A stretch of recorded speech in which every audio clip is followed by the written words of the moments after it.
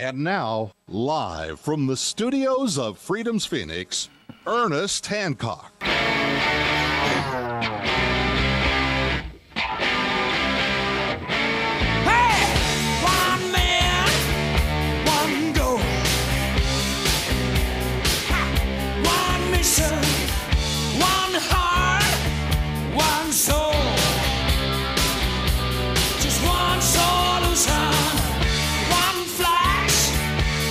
Light, yeah, here we rock and roll and whatnot here and declare your independence from me, Ernest Hancock, Phoenix, Arizona, where here in Phoenix, Arizona, we have a good friend.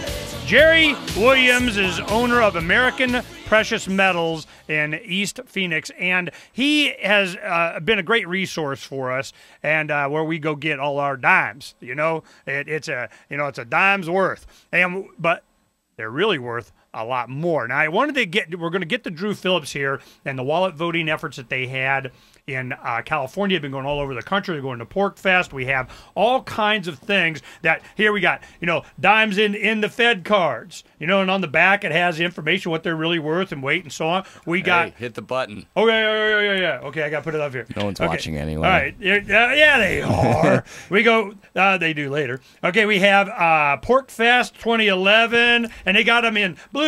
They got them in red. They got them in yellow. They got in the Fed ones, dimes cards. Now these are worth over $2 now, like $2.20 as it keeps going up. And I'm really interested in what's going on in the silver market today. So I asked Jerry Williams if he would just give us an update on just how crazy things are and the access to silver. So if I was to go down to American Precious Metals right now, Jerry, you got some silver for me? Well, actually, Ernie, I'm afraid I don't. You mentioned those dimes. They're now worth $2.50, and we are totally cleaned out of 90% face value silver coins. We're also cleaned out of 100-ounce bars, 10-ounce bars, and 1-ounce rounds. The 1-ounce rounds are currently experiencing a 4-week delay because they're in production. Wow. In other words, they're not laying around on somebody's shelf. They have to be created out of industrial-sized bars. And the wait list on that, if you pay in advance, is 4 weeks from the time you order them. That's how critical the shortage is for retail investment demand. And 100-ounce bars, we can't keep those in stock. We just got cleaned out of the silver coins today. I just called you this morning. I know. I had a bag and a half, and that's gone, and I've got people wanting more, and I have literally nothing. I don't even have any crumbs left. I was going, should I go down before the show? Oh, this sucks. Well, fortunately, I have a bunch of the dimes and quarters and $half and so on, because that's what we're using. And we had a gentleman in Florida at Appreciation sent me 280 dimes out of appreciation for all our efforts. Those dimes, 150 of them went to the guys making these cards that they're doing. We got to bring some of these down for you. Can you stop by there and drop one off for Jerry today sometime? Sure. We'll go down and get you and see what we're doing with these dimes. You'll like this. Yeah, Tom just described the program to me. It sounds fascinating. Oh yeah. We're having a good time with it. Plus, there's this gold thing. KB goes. They finally are starting to say they're going to start doing tradable denominations of gold. We'll see when we actually get them in my hand. Then we'll start endorsing that. But having these dimes all day in my hand, and they're going up in value, and it was really popular. Tell Jerry what you guys did this weekend, Drew. Well, we went out to the Freedom Law Conference, which is a tax freedom event. And we showed off these dime cards, and again, we're promoting it as an educational tool, and we sold out of them. Jerry, you remember? I'm surprised. Yeah, when we came by and got them, that's where they went. And I remember the first junk silver or uncirculated, circulated, old, whatever you want to call it, dimes that we did from you. I think I paid. Man, it was something stupid. It was $1.30 or something back in the day, and they're already double that. Well, I was just going back in my memory file to 1980, and I sold a bag of dimes back then to someone for $37,500, which, if you do the math, is like $52.50 an ounce, which was a premium of about $4 over spot at the all-time high. And right now, the bag I sold this morning was barely over melt, like 20 cents. So that's another reason why they're disappearing. So I think we're shortly going to see a positive premium develop on these bags as the demand picks up. Yeah, I'm kind of surprised. What he means by that is like you have a $5 roll of quarters. When it was at like $28, $29, $30, it's 20 to 1. Now it's like what, 24 to 1 or something? 24.5 actually is where we sold out. So it would be an example. When we did the film that Alma was telling us, we went down to your retail outlet and we just said, look, show us what's what. A roll of dimes I could get $100 for. If you were to sell it to me, your premium, it brought it to $105. So, you make a profit. So we're going, okay, $100 for a roll of dimes. Well, now $122.50 now. Oh man, in just a few weeks. Wow. Right.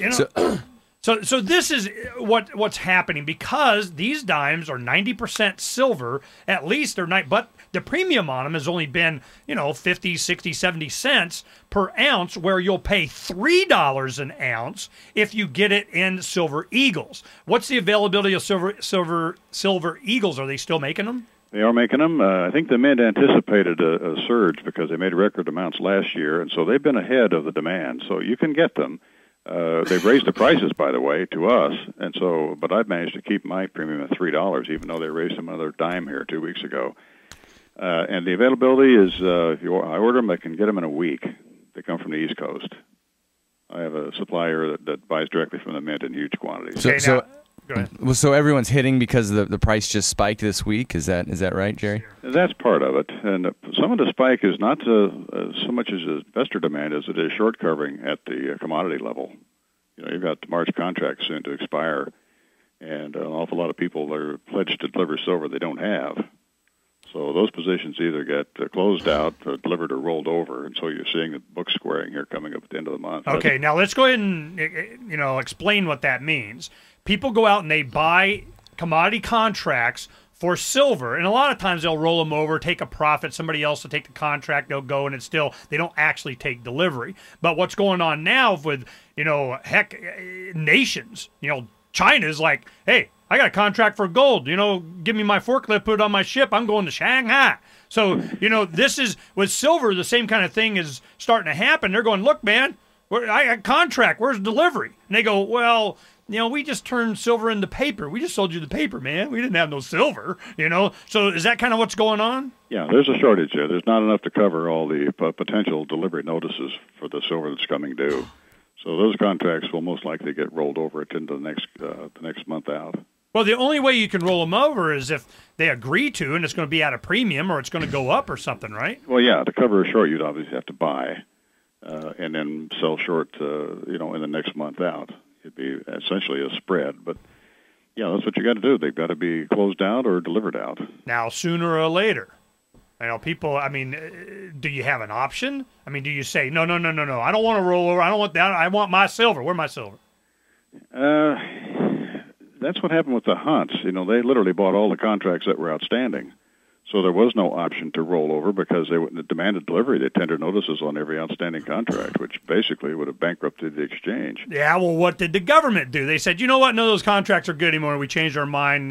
Sucks to be you. That's exactly what they did. Yeah, that's exactly what they did. Changed the rules. Yeah. Did they just change rules? They said, all these contracts out there for silver, you got it? Oh, that wouldn't be prudent at this juncture. They're canceled. Yeah, the alternative, of course, was to just default, as the Russians did about 10 years ago on a platinum delivery. Just say, I'm sorry, I don't have it, and we're bankrupt. And so there goes Merrill Lynch, there goes Heinhold Commodities, there went E.F. Hutton. Beige Commodities had to be taken over by Prudential Insurance Company.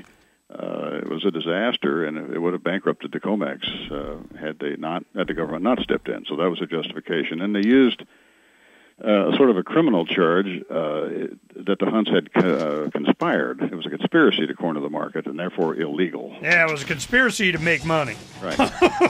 Well, it is. It's a conspiracy. It only takes two, Ernie, to make a conspiracy. Yeah. But they actually had four. You and I are going to go to jail, man. We're conspiring to make money. Hey, Jerry, thanks for giving us an update, man.